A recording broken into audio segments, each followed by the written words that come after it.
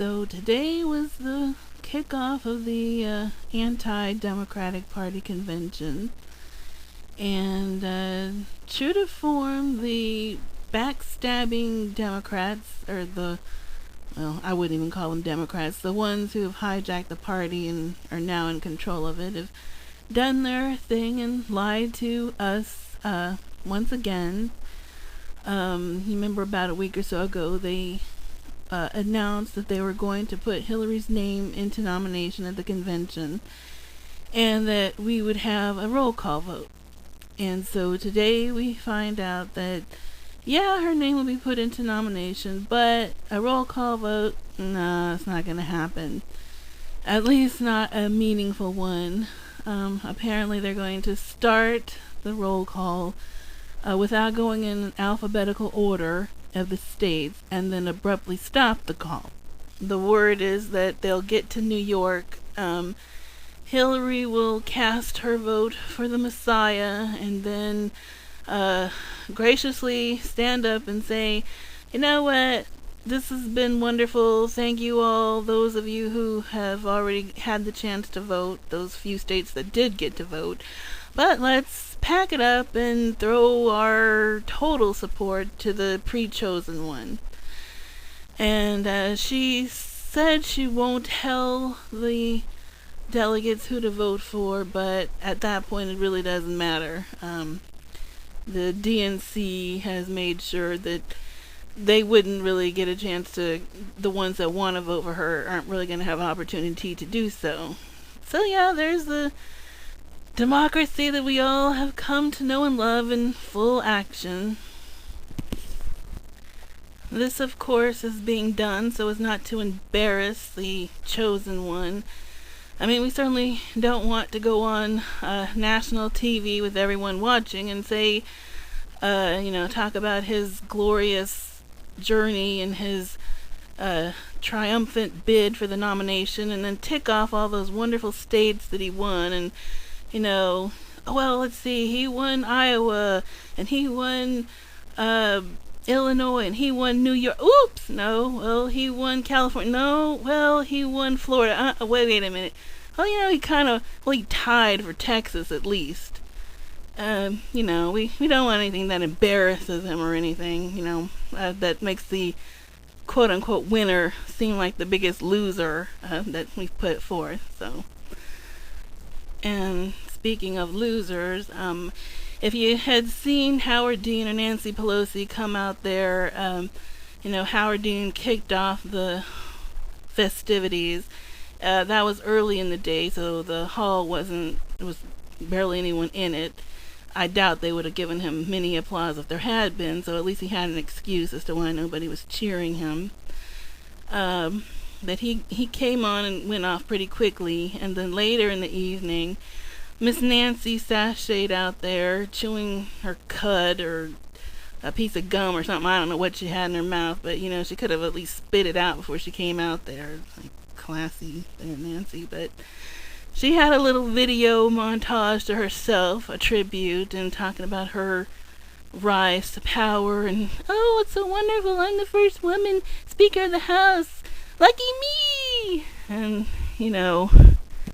I was enjoying it. I was laughing. I was thinking, yeah, Nancy, let's see if you can make that same claim in about, 4 or 5 months from now, or 6 months from now, or whenever, I guess after January, if she can say that about herself. Michelle Obama and half of her whole family was out there, giving their little speeches and introductions. She had to reintroduce herself.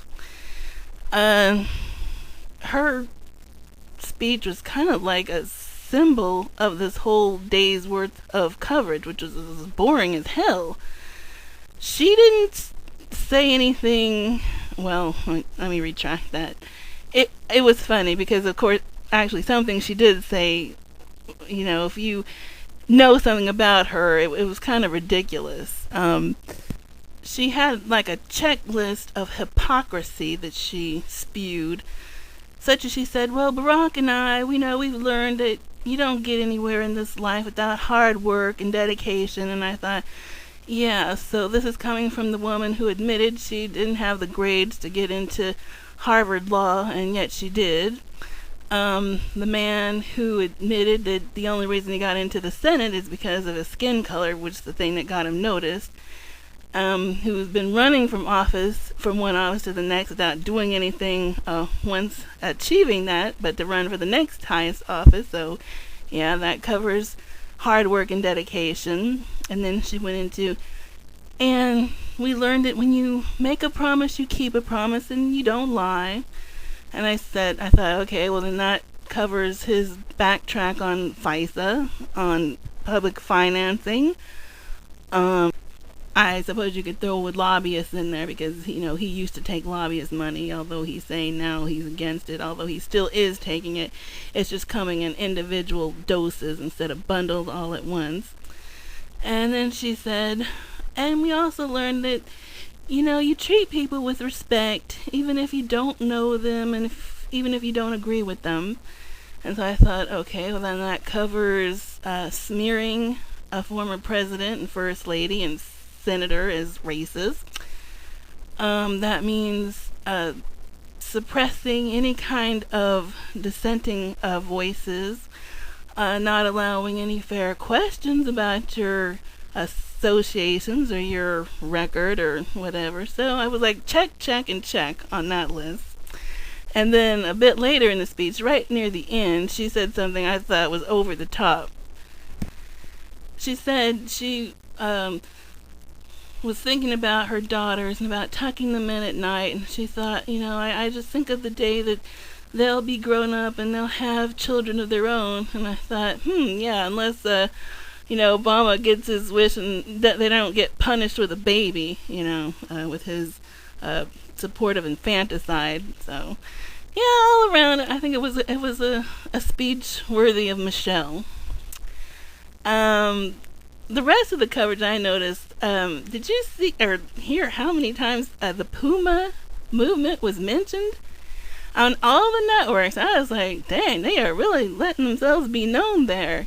I can't say that it was always positive. Certainly Chris Matthews and crew were ragging on them, but at least they acknowledged them. And from what I read over at River Daughter's site, that they have been getting an influx of new people coming by and even getting some new donors.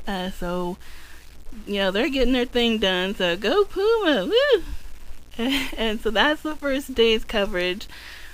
Tied up with, of course, constant Bill and Hillary references, and which is a good thing, except for they're constantly blaming them for everything going wrong. But at least Mr. Obama's not getting the attention and the coverage that he thought he was going to be getting. It's just constantly, what is it going to take to get those holdout Hillary people, those crazy women on board, They're acknowledging that there's trouble in paradise, and they really don't know what to do about it. Mostly they're acknowledging it because they have nothing else to talk about. I mean, if it wasn't for the Puma people and the holdout Hillary people, what would they talk about? I think I heard 3 people mention Obama's amazing feat of being the first black dude to get elected or nominated. So that's kind of getting lost. Pity for him, I suppose. He's going to get his 5 minutes to enjoy it before he's wiped out in the fall. So, but that's day one's coverage, and tune in, of course, tomorrow when Hillary owns it, and I may do a video for that as well.